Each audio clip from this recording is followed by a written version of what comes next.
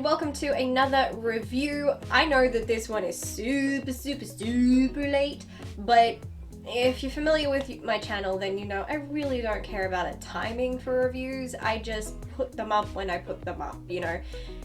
I tend to watch things late, so things end up late. Although this one's frustrating because I actually watched this film last month. I did my written review now well over a month ago, and I'm only just now getting around to recording the video. Ooh, talk about lazy.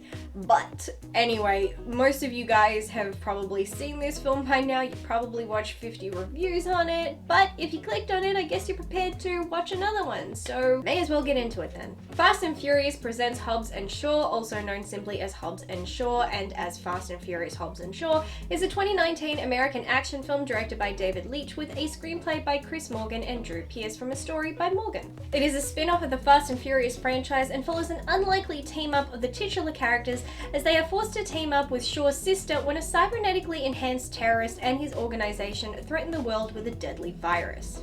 To say this was a fun movie would be an understatement. Hobbs and Shaw is pure entertainment. It's an over-the-top, action-packed ride from start to finish that never lets up, and I do mean never. Though to its credit, it still finds a way to build on the action sequences from one moment to the next, instead of going all out in its first big scene and falling flat shortly after. Though calling this just an action film wouldn't be an accurate genre description, as this film falls into many genres.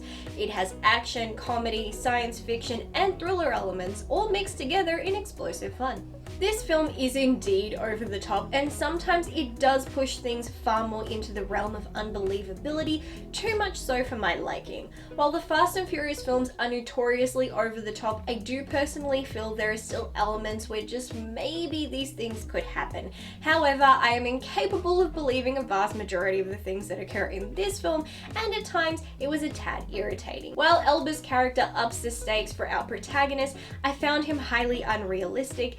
A man cybernetically brought back from the dead and enhanced to literally be Black Superman. I'd watch a Black Superman film, by the way. Can't say I was buying that. A cult-like terrorist syndicate with global reach and power that wishes to advance the human race by killing everyone on the planet seems quite counterproductive. How can you enhance people if they're dead? But then again, terrorists are far from logical. Not to say the action isn't entertaining, because it most certainly is, but having it somewhere in the realm of believable would have been nice.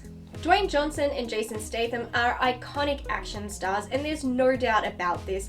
On top of that, their on-screen chemistry is pure magic, but it's getting quite tiresome seeing all these big dogs in these fights and yet feeling as though there is never any stakes in said fights.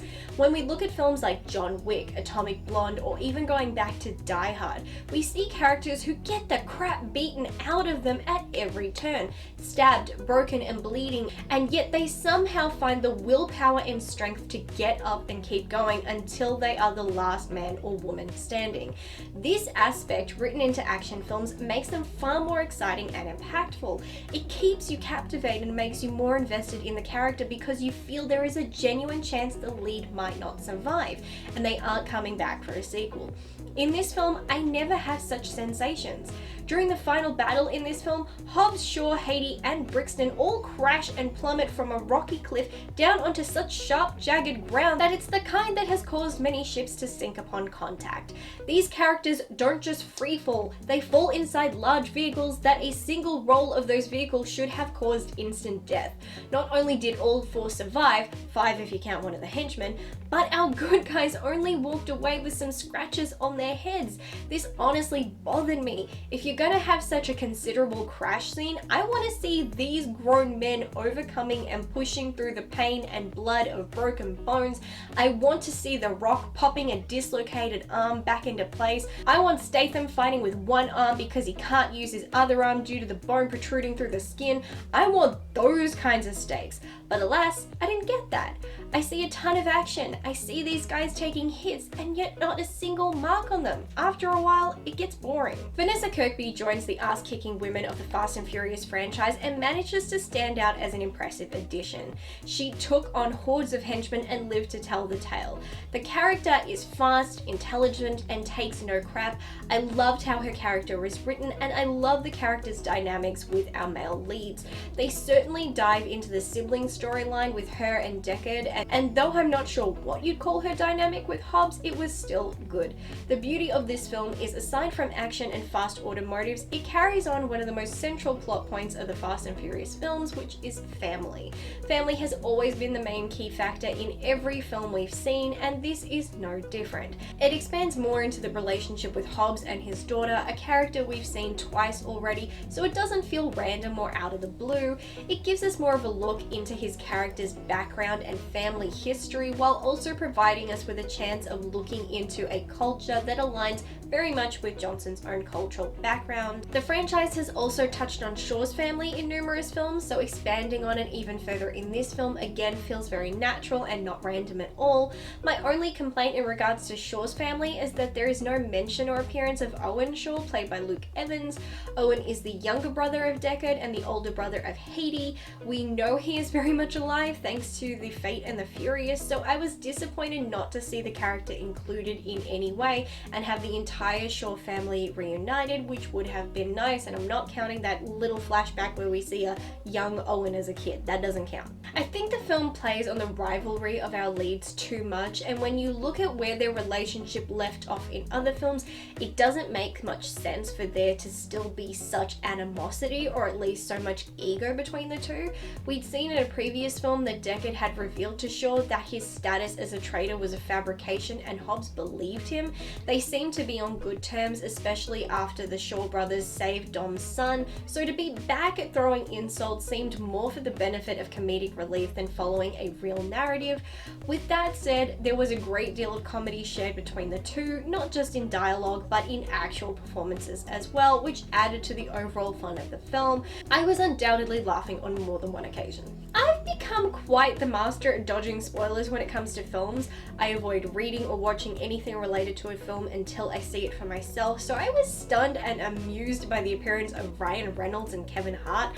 While I felt Hart's character was a throwaway character who didn't need to be included, seeing these comedic actors show up out of nowhere did make me smile quite a bit. Ryan Reynolds' character was, like many other things, a bit too over the top for this film, but I love him so I wouldn't complain. I also enjoyed him doing the voice of the Edion director. This made me wonder if he was used for the voice just for fun, or if this film was trying to hint at him secretly being the villain, and they plan to flesh that out in a future film. Since the story between Edion and Hobbs and Shaw felt unfinished, either way, I enjoyed it. The only thing I had a strong dislike of in this film was a lot of how it was filmed. Numerous times the film gives us split screen showing us side by side what Hobbs is doing and what Shaw is doing. After the first time, it was getting unnecessary and silly. While the first interaction between the characters was fun, the film continues to have the two feuding, calling each other names, and always using the same shots of shooting from the other's perspective and being laser focused on the other character's face as they throw insults. Again, after the first time, this started getting old and annoying and was feeling like, okay, we get it, they don't like each other, let's move on. When you look at the entire film as a whole, it's really not a big deal and did not prevent me from enjoying myself, which is the ultimate goal of the film. I did find it funny how a lot of the sound effects felt reused from other films and didn't feel new or fresh. The sound effects used for Brixton's bike sounded identical to two films. When it speeds, it sounds like the Bat Pod from the Batman trilogy.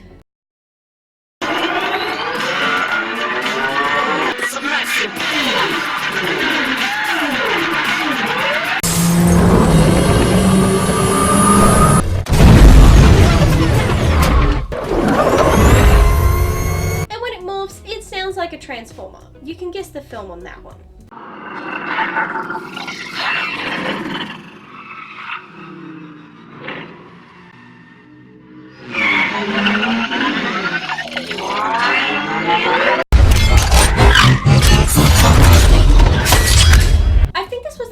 time I've ever recognized a sound effect before, and for some reason that disappointed me. While I have some cons here and there, overall I put this film in the pro list.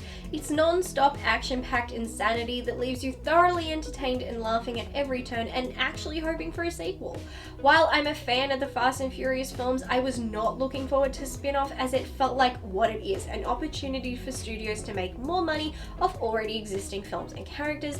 But regardless of reasons, they have executed it superbly and have made me eat my words and have me excited at the prospect of a sequel and more spin-off films that expand and breathe new life into this long-running franchise. And those are my thoughts and feelings on Hobbs and Shaw. Like I said, I was actually very vocal on social media saying that I was not interested in this film.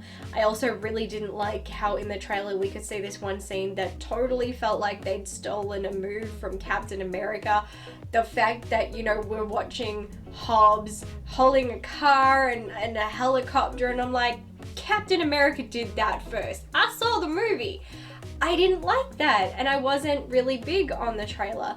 And yet, I had a really fun time with the film. Yes, I had cons and issues, and I think that they should really think about upping the stakes if they plan to do future films, because it's getting ridiculous. Even when we go back to one of the Fast and Furious films and there's Dom and Hobbs pretty much beating the shit out of each other with metal pipes and wrenches, and still they walk away with barely a scratch on them. If you get hit in the head with a wrench, you could die. You could die. And yet these guys are just like, all in a day. And it gets a little boring. Like, a fight is only interesting if there are stakes in it, you know? People don't go to watch UFC or all that stuff because they don't want someone to get injured. It's like, we want them to walk away perfectly fine. No, they watch it because they want to watch people get the crap kicked out of them.